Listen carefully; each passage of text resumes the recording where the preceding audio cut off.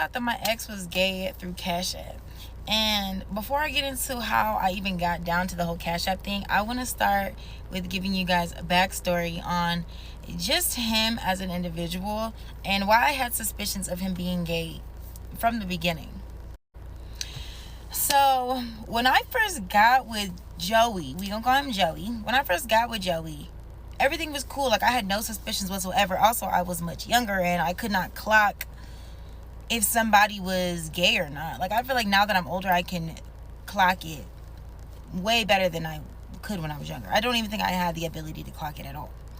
So anyways, we were together or whatever, and he would do certain things that at the time I didn't think was gay, but now that I'm older, I'm like, that's so like sassy.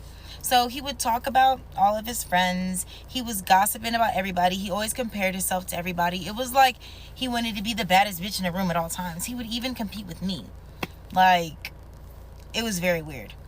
And so moving forward, we ended up breaking up like 2 years in. And I started hanging out more. Like, when I was with him, I wasn't going out. I just disconnected from my friends. So anyways, I had broke up with him after 2 years, and I had reconnected with one of my high school friends. And I did have suspicions of him being gay towards the end. And that was just because of how sassy he was with the gossiping and da-da-da-da and the competition. So I was like, I had these suspicions. So I had talked to my friend. We can call her Ray. So I was sitting down talking to my friend Ray, and I was like, Ray, I have suspicions of him like being gay. And Ray is gonna look at me and she's gonna be like,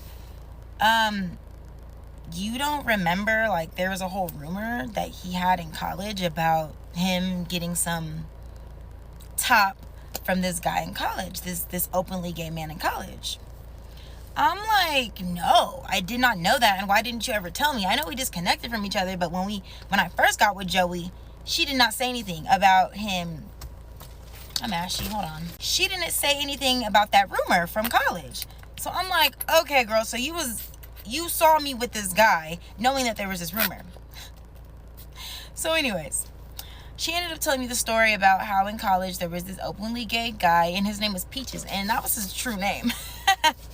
His name was Peaches. And this is no shade to anybody gay. Like, I have multiple gay friends. I don't care if anyone's gay. You know, it's just, I was dating a straight guy, and I was expecting to date a straight guy, but he was DO, which is not fair to me.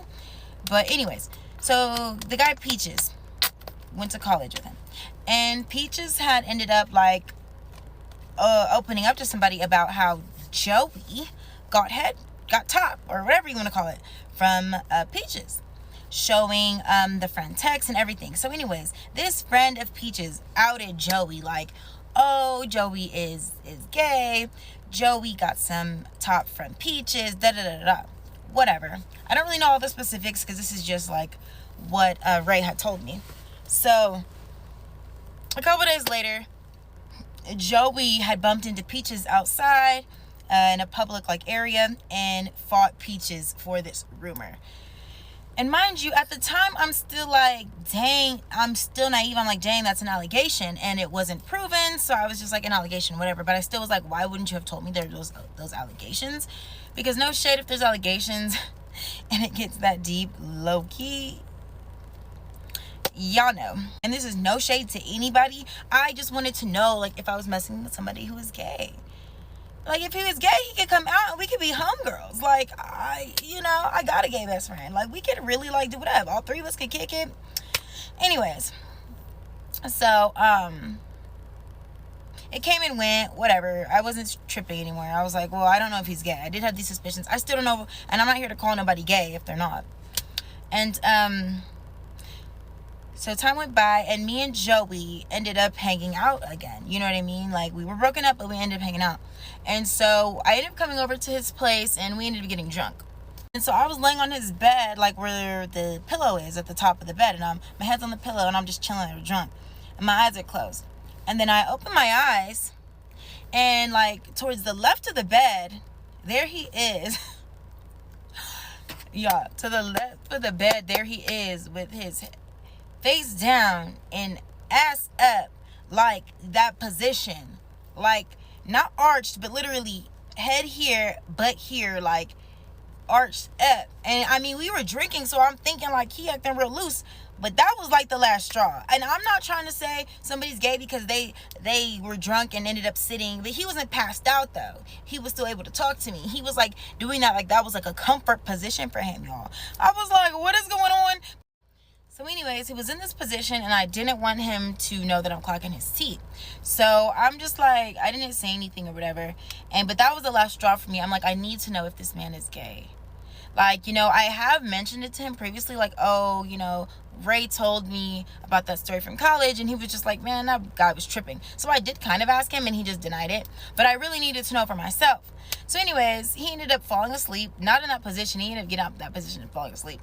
And I knew his password to his phone. It was always the same. So I went through his phone, y'all. I do not go through people's phones. Mind you, we were together for a minute and I never went through his phone. Probably like once or twice. I never found anything, but I don't go through people's phones. But I had to know. So anyways, come back for part 2 to know what I found in that phone and how I found the tea about this man's sexuality.